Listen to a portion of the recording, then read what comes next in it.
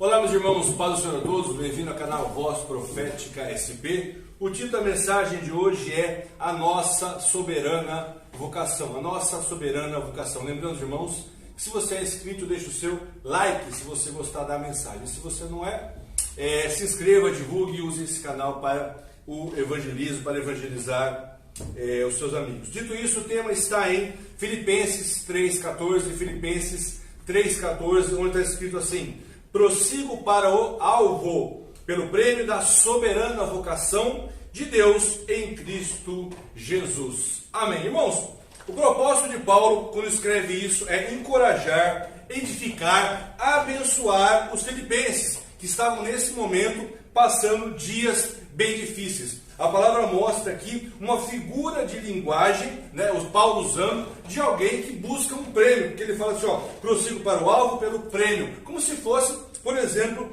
um atleta. Paulo quer mostrar aqui que nós temos e como fazer para avançar na vida cristã, e avançando nós temos sucesso. Paulo, nessas mensagens, irmãos, ele mostra alguns segredinhos para conseguir esse prêmio, o prêmio da soberana vocação. Paulo, irmãos, todo mundo sabe, se você não sabe, ele foi convertido pelo próprio Jesus, face a face. Foi a única pessoa, a única experiência dessa maneira que a Bíblia mostra. E mesmo assim, sendo convertido pelo próprio Jesus, a Bíblia mostra no verso 13, dessa passagem, que ele fala assim, olha, eu ainda não cheguei lá, eu ainda não alcancei a perfeição que eu queria. E a dica, irmãos, o segredinho aqui, o jeitinho, então assim, o bizu, bizu é uma gíria para dica, é exatamente esse, é isso que Paulo falou. O bizu, a dica aqui é assim, esquecer do que passou, você esquecer do seu passado, do que passou, e avançar, e ir para frente. É isso que Paulo fala aqui. Aqui, irmãos, está o ensinamento da maneira mais simples. Na verdade, mais simples que isso, impossível. Esqueço do que passou e avanço para frente. Esse é o ensino. E Paulo, irmãos, tinha tanta certeza que o chamado dele era real, tanta certeza de que Cristo estava com ele, que ele fazia o que era certo, que ele falou em Filipenses 1:21, ele fala assim, viver é Cristo e morrer é lucro. O que ele queria dizer, irmãos? Ele queria dizer assim, se estou vivo, vivo para Cristo, mas se eu morrer, eu estarei com ele. É isso que ele queria dizer aqui. Ele falou isso, irmãos, e atestou para Timóteo, seu filho na fé, no verso 6, assim, ele dizia assim, aquele que começou a boa obra, ele é fiel para terminar, ou então ele vai aperfeiçoar. Paulo, irmãos, ele dizia e pregava que a nossa santificação era baseada basicamente em duas partes. A primeira parte é deixar de fazer o que você fazia antes, deixar de pecar as obras da carne. A segunda parte era o que? Fazer coisas novas. Você cada vez mais tentar se parecer com Cristo.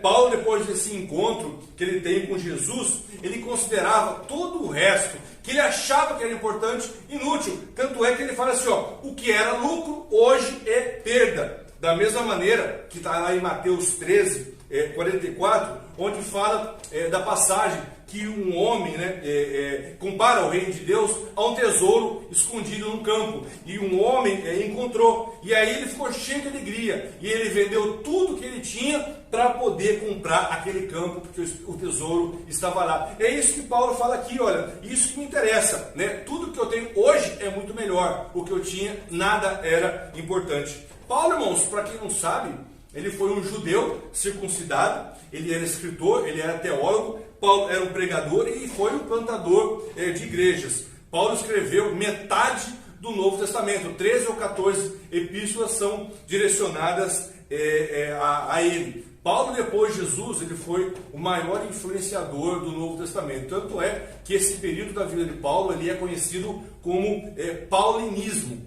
Paulo tinha os 9 dons do Espírito Santo. Ele tinha sabedoria, conhecimento, fé, ele tinha cura, milagres, ele era profeta, ele tinha o dom da profecia, ele tinha discernimento do Espírito, variedade e interpretação de línguas. Paulo, ele falava, irmãos, grego, ele falava aramaico e talvez também ele falava hebraico. A Bíblia mostra por estudos que ele chegou até a faculdade daquela época, conhecia o Antigo Testamento de cor, e Paulo tinha dinheiro, não era um homem pobre, nada, e mesmo assim ele trabalhava. E com tudo isso, irmãos, com todo esse aparato que Paulo tinha, esses adjetivos, a Bíblia fala que ele não estava satisfeito. O que ele fazia? Ele falava assim: olha, eu não estou satisfeito com isso ainda, eu preciso mais de Cristo, eu estou insatisfeito com o que eu estou entregando, eu posso fazer melhor. Irmãos, muitos crentes hoje acham que já fizeram, né? Já fiz demais, agora eu vou descansar. Isso não existe. Ou então acham que já fazem muito. Sabe por quê, irmãos? Porque os crentes de hoje, alguns, se comparam com quem fez menos que ele. Se você se compara com alguém que fez menos, é lógico que o seu patamar está acima, porque você nivelou por baixo. Mas não é assim que funciona. Você tem que nivelar por cima. Quando você vai se nivelar, por exemplo, um corredor, né, você vai se nivelar o campeão mundial, não que chegou em último lugar, ao contrário, senão você não melhora. Paulo não. Paulo, tudo que ele fazia, ele falava: ainda é pouco, tenho mais para fazer. Paulo, ele tinha um padrão excelente, um padrão lá em cima. Qual que é o padrão? Cristo.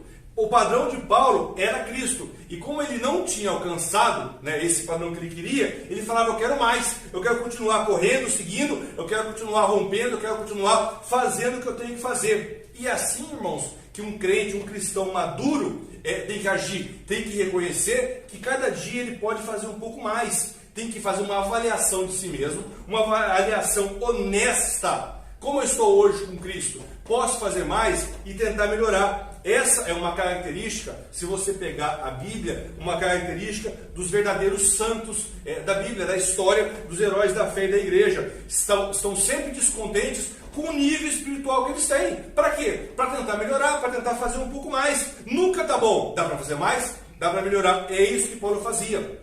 Para finalizar a mensagem, eu quero deixar aqui que todos nós, irmãos, todos nós, independente de começo de fé, de meio de fé, somos carentes da graça transformadora de Deus, né, de Cristo. Porque muitas vezes, irmãos, a gente vai avaliar a nós mesmos e percebemos um coração duro, né? Às vezes nós temos vergonha de nós mesmos, às vezes nossa atitude, quem sabe, nossas atitudes envergonham os anjos, envergonham a Jesus, muitas vezes entristece, como a Bíblia fala, o Espírito Santo, entristece o próprio Deus. E o que torna, irmãos, a gente, o que nos torna mais humildes, é entender que tem um espaço, tem um gap, tem um slot ali entre nós e Deus. E a gente tem que fazer o quê?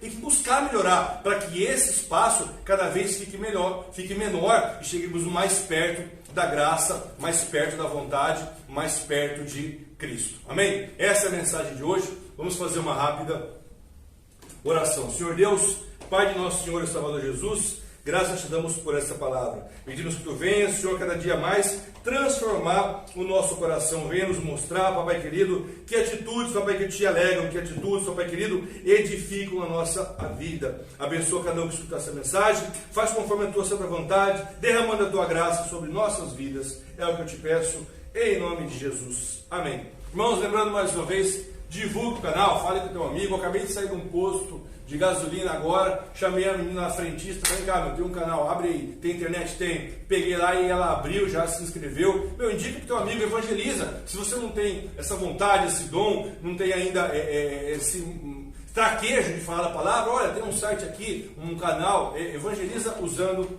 o nosso canal, o nosso vídeo. Amém? Irmãos, que Deus abençoe você, Deus abençoe sua família, Deus abençoe o Brasil, e até a próxima, se Jesus não voltar até lá.